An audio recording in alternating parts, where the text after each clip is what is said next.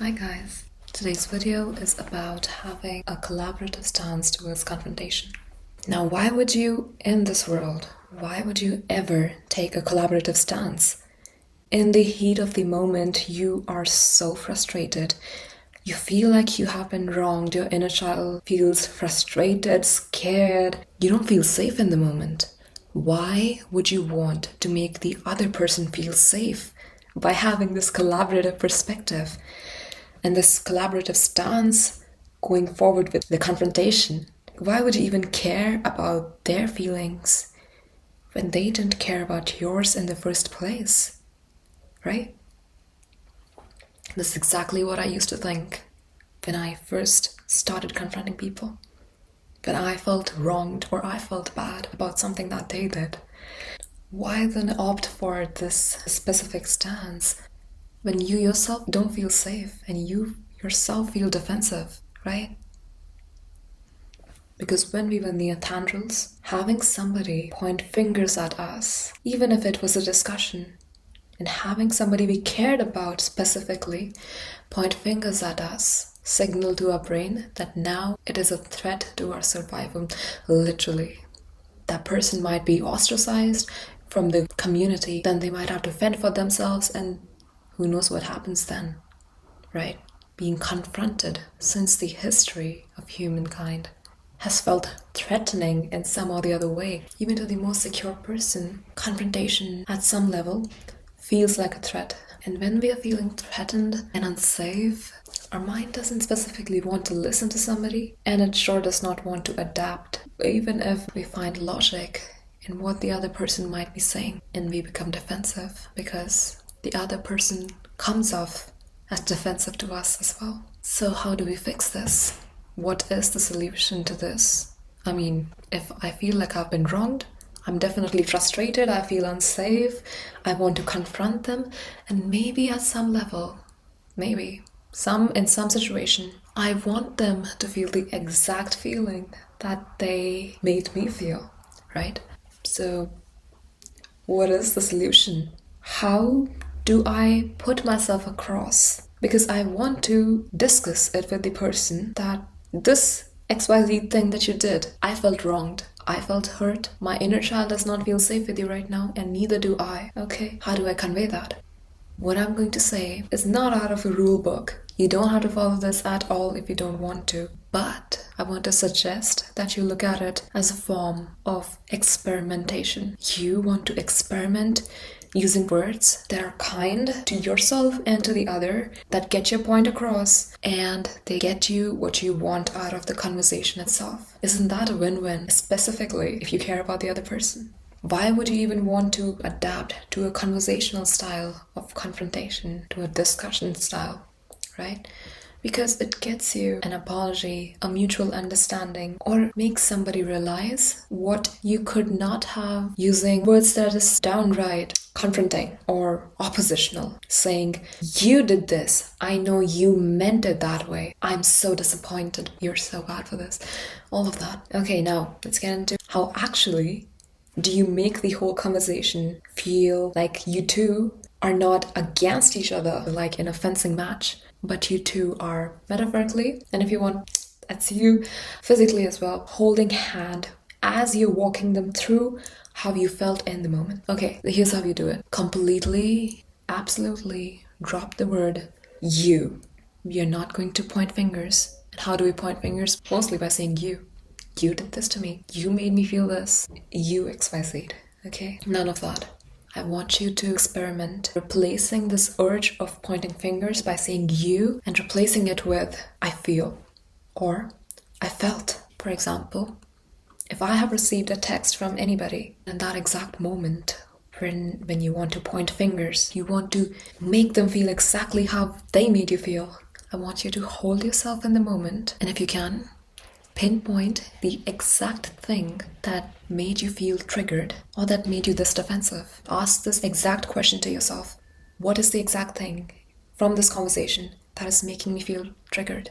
For example, if somebody receives a text that, from the sender's point of view, is to be considered as a joke, a light sarcasm, but If the receiver of that text is not in the position or the state of mind to crack jokes, more times than not, that person will feel hurt by that message. Like, why did you say that like that? Why did you say that to me, right?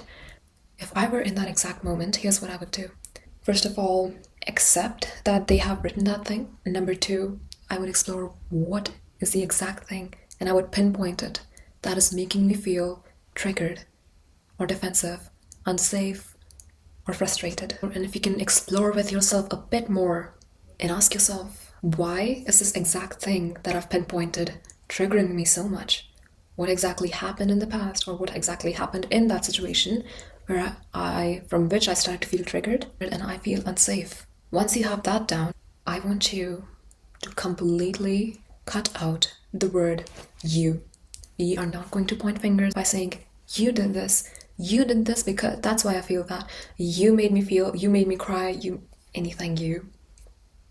Replace that urge to confront, to oppose, to give them a taste of their own medicine by using the words I feel or I felt in that moment. And then after you are done conveying how you felt in that moment, completely on you. If you want, you can give them a reason for why you felt. Maybe because in the past this thing happened, I felt the same way today, that's why I felt triggered.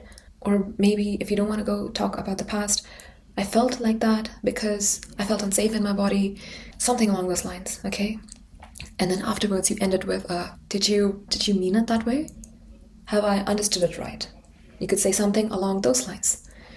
And see, more times than not, if that... Okay, for example, if I felt like I have been wronged, and I want to confront somebody from a collaborative stance, I would say something like, hi, this is how I feel, or this is how I felt in that moment. If I want to justify further, I would say, because XYZ in the past, or because of a thing that happened recently. And then I would say, did you actually mean it that way?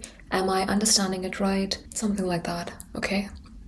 And more times than not, if you're talking to a person in a way where you show them, not just tell them, you show them through your words that I am with you in this and I'm not sparring with you, completely eases the person and makes them feel that you are with them and you actually want to have this discussion to grow closer together in the future, or to handle the exact same situation better in the future. They would be more than happy to justify what actually happened from their perspective that day, or why they did that thing the other day. And more times than not, they would be so grateful. They would they would breathe a sigh of relief that you decided to be so gracious and so kind about it, and you didn't point fingers at them or ostracize them. They'll be so grateful.